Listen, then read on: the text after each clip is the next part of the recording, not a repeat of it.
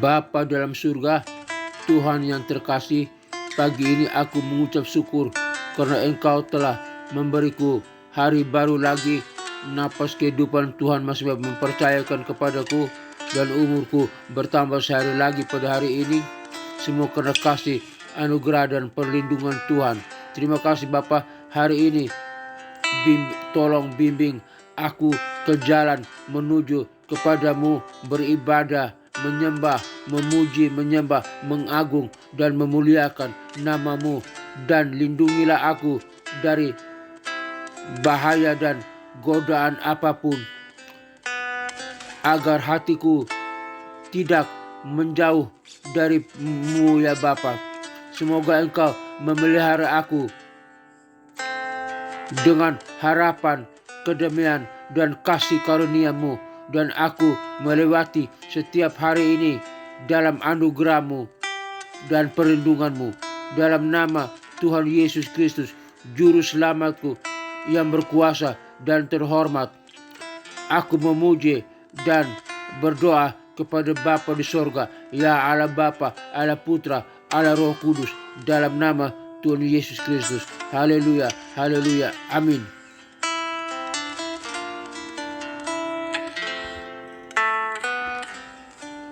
Bapa kami yang ada di surga, dikuduskanlah namamu, datanglah kerajaanmu, jadilah kehendakmu di bumi seperti di surga. Berikanlah kami pada hari ini makanan kami yang secukupnya, dan ampunilah segala kesalahan kami seperti kami juga mengampuni orang yang bersalah kepada kami. Dan janganlah membawa kami ke dalam pencobaan, tetapi lepaskanlah kami daripada yang jahat, karena Engkau-lah yang mempunyai kerajaan dan kuasa dan kemuliaan sampai selama-lamanya. Amin.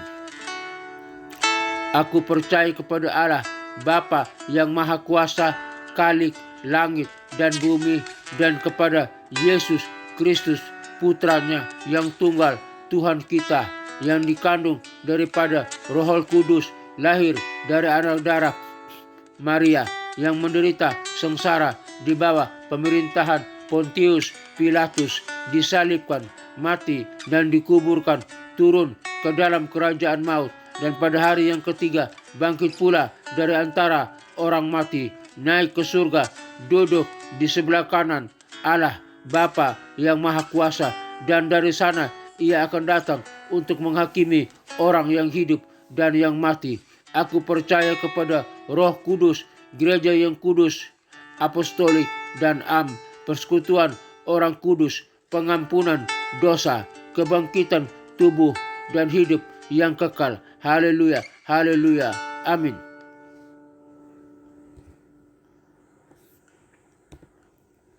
Pengajaran firman Tuhan hari ini yang terambil dari teks Efesus pasal 4 ayat 7.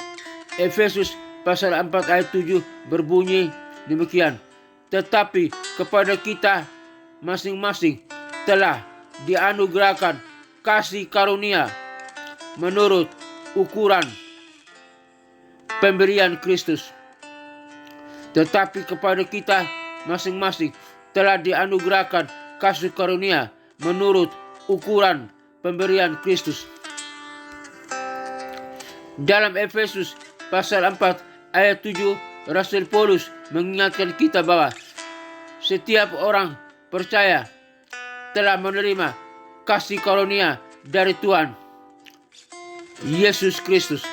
Kasih karunia ini diberikan kepada kita menurut ukuran pemberian Kristus, yang berarti bahwa setiap orang memiliki peran dan tanggung jawab yang unik dalam tubuh Kristus.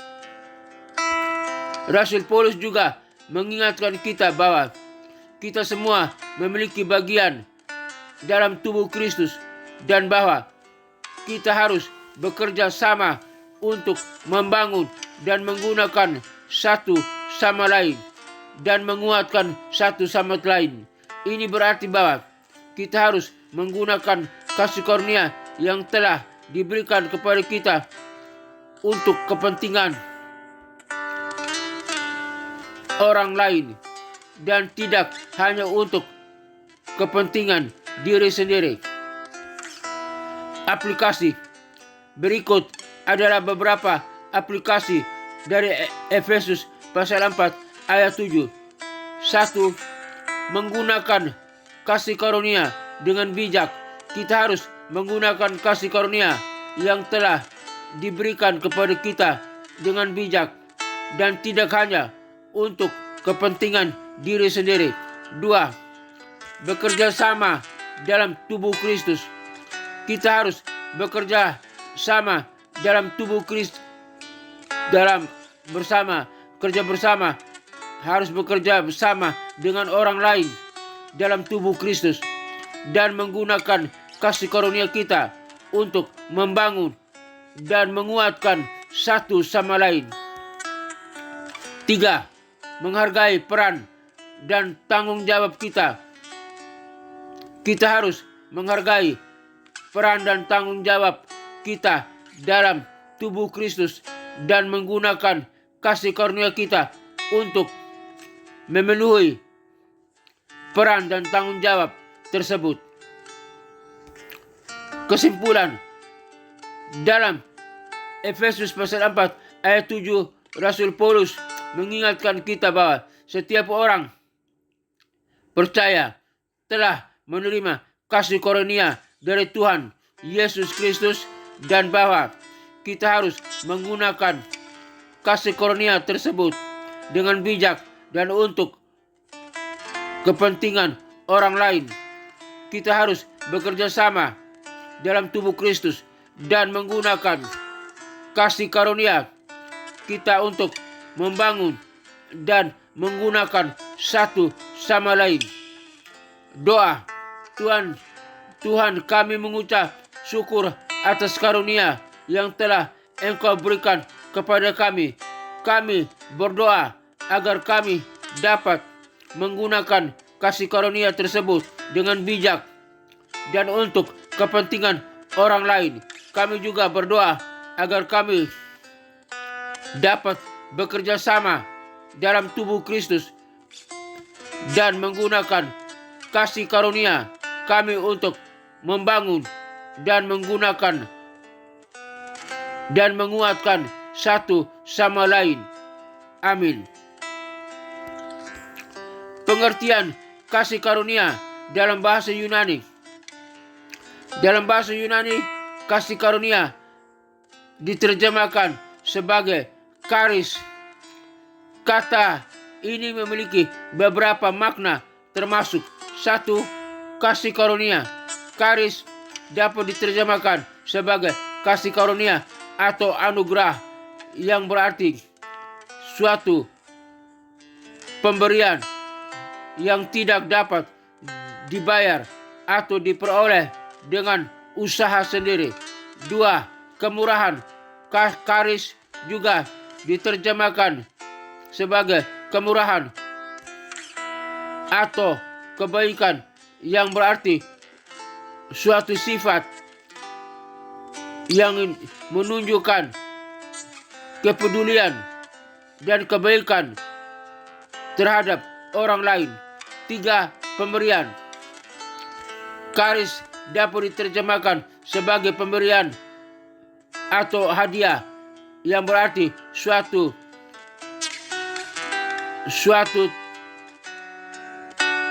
yang diberikan tanpa ada harapan untuk mendapatkan sesuatu sebagai gantinya. Dalam Perjanjian Baru, kata charis digunakan untuk